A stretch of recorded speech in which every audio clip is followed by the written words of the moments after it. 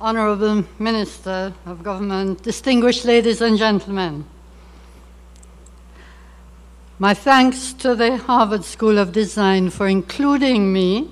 It is certainly a pleasure, as the chairman indicated, as one of your neighbors to the south, to actually be participating in this very interesting and important conference. The title of my paper was, and I deliberately put this, Pearls in Aquamarine, not just because I wanted to sound exotic, but because I wanted to consider in a more explicit and purposeful way the issue of value and worth that we place on the environment as we think about planning. In planning, we're very concerned, obviously, with the pragmatic issues. Many of them have been discussed already, and these are critical. But behind those pragmatic issues are implicitly our sense of value or worth that we ascribe to the environment generally and to a particular ecosystem as we plan for it. So that is behind the selection of my title. We need then to pause and consider the issue of value and worth. The notion of value has both qualitative and quantitative dimensions. The qualitative value often exceeds the quantitative to an extent that cannot be measured or even imagined. In other words, the quality of the asset is seen to be so great that it can be considered priceless. I begin then the thought because we need to include this value and that we attribute to the environment in our planning and considerations. The types of value or worth that I'm considering here are, first of all, the obvious one, the utility value or use value, whereby the ecosystem is regarded primarily as a resource to be used so that we maximize the monetary profit that is derived from it. Secondly, though, to consider the service value, the service of the ecosystem, or the ecosystem services performed. These allow, of course, the continual cleansing of air, water, land, and are carried out through the sequestration of carbon dioxide and the absorption of degradable waste matter. And there is, of course, a cost when one has to employ technology in order to do these services, as we've already seen in the case of water and in many other respects. And thirdly, the aesthetic value, especially to be enjoyed by those persons who have access to a particular ecosystem, appreciating its atmosphere and beauty while disturbing it so little that the impact upon it is negligible. And fourthly, the heritage value. And in this, I'm including the scientific value, as we have seen just now in the preceding presentation, referring to the environment valued for its authenticity. And also, this plays a role in defining the place and contributing to the sense of education, not in a formal way, but an informal way, to the sense of belonging and identity of a people. So it goes beyond the tangible, pragmatic, to that of the intangible, the sense of identity and belonging to this place, and the value that this has, not only for the place, but for the global community. And then fifthly, the intrinsic value of the ecosystem, which is value based on its very existence as part of the diversity of the global environment. That is, part of our shared world, whether or not any human being ever visits it. So it's a balance then between the sustainability and the vulnerability of the exumas that makes us stop to consider before we proceed and also to plan for this. There are two major issues to be considered in the discourse on sustainability of the exumas and strategies for their management. One, their vulnerability to degradation and loss. The extent to which an industry or other activity depends upon an ecosystem service or ecosystem services for its survival is an indication of the vulnerability of the environment of the activity performed. Secondly, the capacity of the resource use to compensate for and therefore sustain the ecosystem in a healthy state. For example, whether the activity can pay for the replacement and the technology required to replace the cost of goods and services provided by the environment. In the case of the exumas, I believe, and similar ecosystems, vulnerability is largely associated with the risk of deterioration of coral reefs, loss of seagrasses, the removal of trees, mangroves, vegetation cover generally, and the unavailability or the problem of availability of fresh water of potable quality. Just briefly turning to coral reefs. To reduce the impact of storm surge by dissipating wave energy, it is essential that our coral reefs be in good quality, quite apart from the other reasons that we need to protect that ecosystem. The trees and bushes on land also serve as natural barriers or protective barriers, reducing coastal erosion. For example, Barrier Key to the east protecting the Exuma Islands from the Atlantic. Therefore, the state of the coral reef, not only of the exumas, but also of Barrier Key and in fact all the keys, is critical to the protection of the exumas, especially in terms of storm surge associated with cyclonic activity. And secondly, the reduction as an issue of vulnerability, there is a reduction in the availability and quality of freshwater resources. This needs to be a concern, and I won't expand on that since this has been dealt with ahead of mine. Added to the gradual deterioration of the environment due to stresses of human use and exploitation of resources is the effects now that we must take into consideration of climate change, which are likely to greatly exacerbate the environmental management problems in the future. A word on climate change. The International Panel on Climate Change, IPCC, report identified the indicators of climate change for the Caribbean region based on its monitoring that took place in Eleuthera Island here in the Bahamas. The report noted that small islands are particularly vulnerable to the effects of climate change, and it highlights the impact on tourism and fisheries as a particular case. So adaptation to climate change now has to be part of our planning for management of the environment in the future. Climate change is projected to also reduce our water resources in the Caribbean, including the Bahamas, to a point where these become insufficient to meet demand. So planning has to take into account then also the fact that our climate change predictions for this region are for extended drought periods and increased drying of the climate. In summary, current indicators of climate change include the increased possibility of volatile weather conditions involving increased severity of catastrophic events such as hurricanes and associated storm surge, and also sea level rise. Thus, climate change will increase the risk of ecosystem degradation and the availability of fresh water, and affect the underlying drivers of more general social and economic vulnerability, such as declining ecosystem services and new patterns of migration.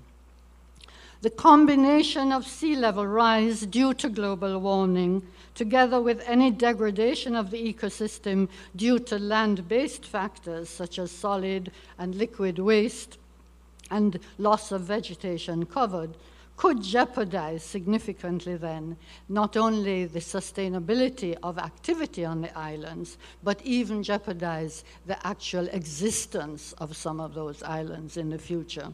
We only have to look at the case of what's happening in the Pacific and the Indian Ocean to see that small coral atolls are now seriously under threat of inundation. And this is partly due to sea level rise and partly due to mismanagement of such factors as water resources. So resource use and value in the exumas.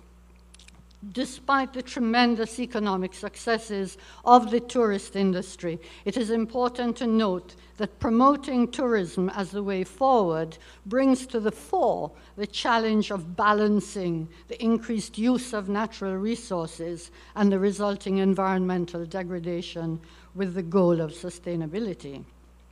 Tourism expansion has major implications for marine water quality and freshwater supply and quality, as well as for air quality. These are dependent upon such ecological services as solid waste and sewage assimilation and neutralization and carbon dioxide sequestration, which have already been mentioned. It is known that the tourist industry makes heavy demands on all of these resources. Studies have shown that a tourist on average uses 3 times as much water, fresh water, as a local person residing in a place. It has also been calculated that tourists on average use more than generate, not personally individually, but their presence there generates more than 3 times the solid waste that is generated by local populations.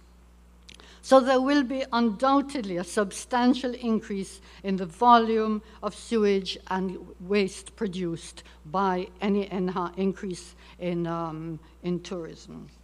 A point I should make that this is, despite the secondary treatment plants, the additional sewage and wastewater that will be generated will bring with it the necessity for a vast increase in the amount of sewage that will have to be treated in the environment, both at the secondary treated level as well as much that will not have been treated at all prior to being deposited into the surrounding terrestrial and marine environments.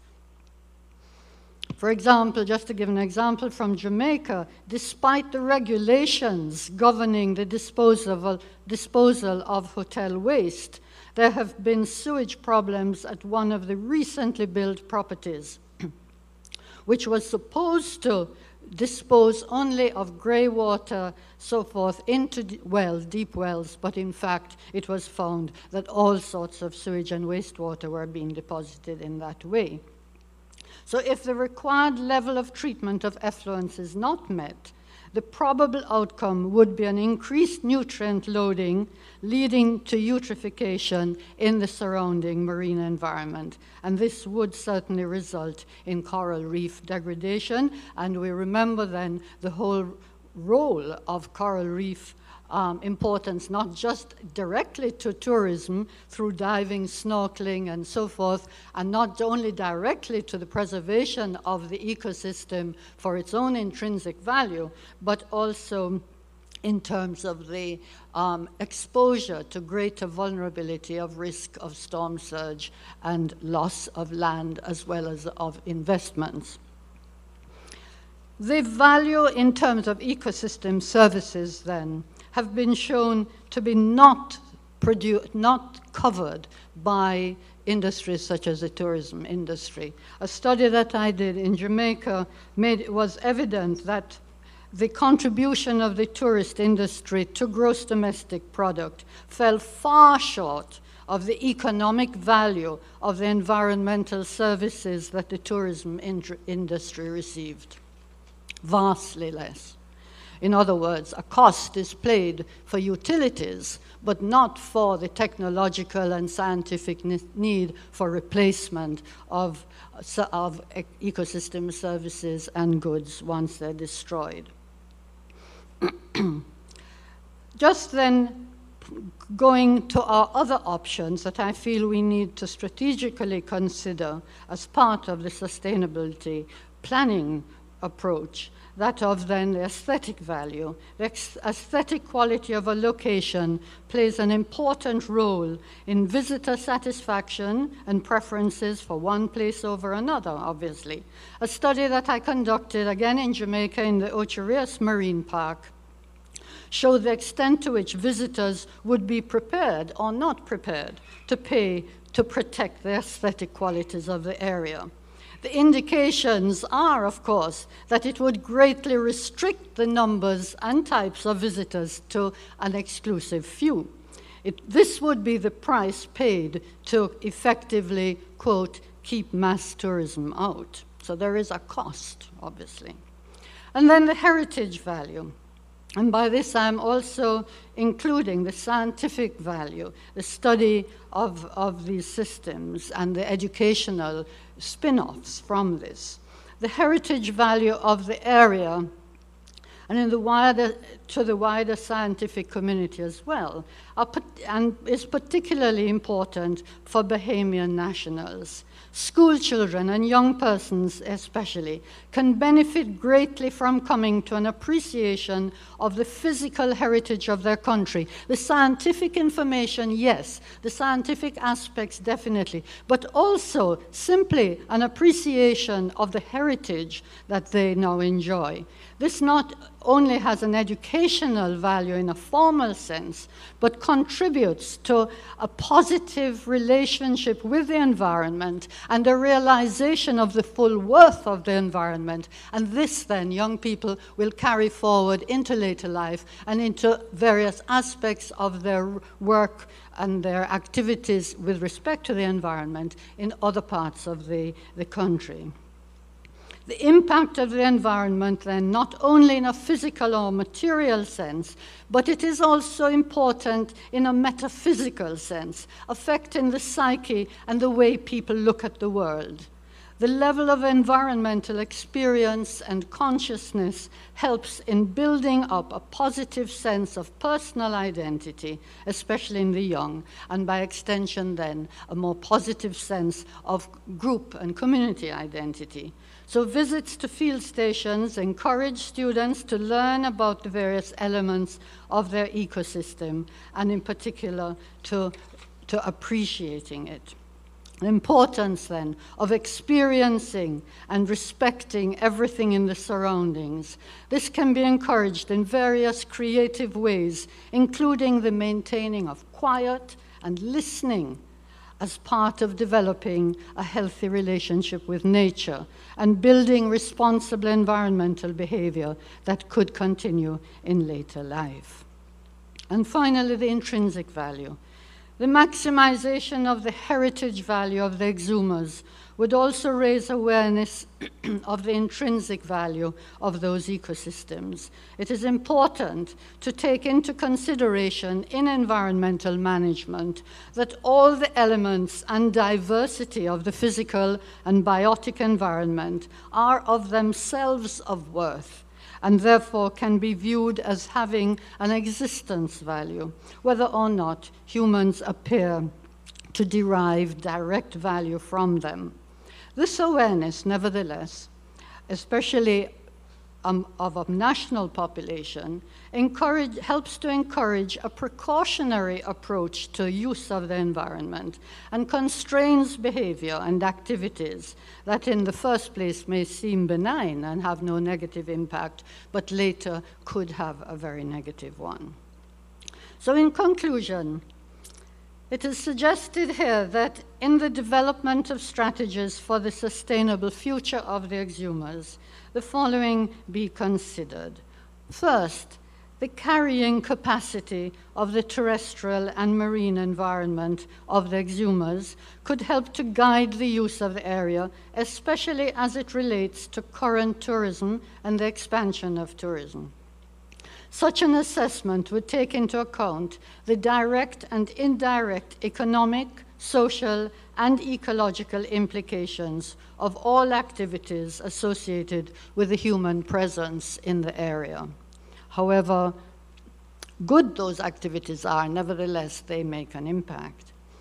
So secondly, the establishment of appropriate sustainability indicators would then also be important.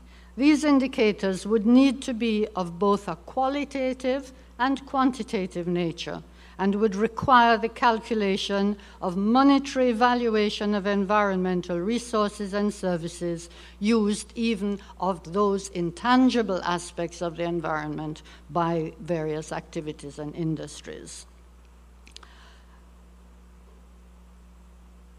Many of the resources, then, of the exumas are not replaceable. It is vital that the monetary cost of such environmental resources and ecosystem services that maintain the good condition of the environment serve as an indication of the vulnerability of those islands if any of those systems are lost. Finally, I emphasize that the fundamental and long-term benefits would be derived from a strategy that included as central and not marginal the value of the exumas for their aesthetic, heritage, and scientific and intrinsic worth.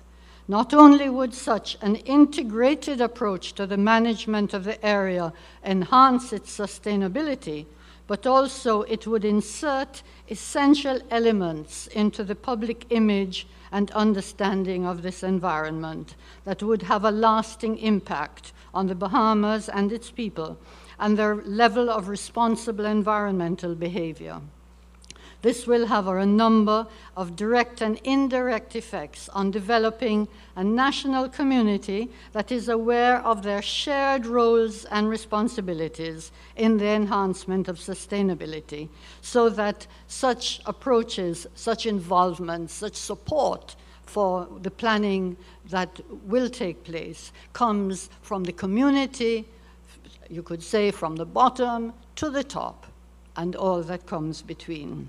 And this then will make people realize that it is not only of personal and national and community and national importance, but also an area of global significance. Thank you.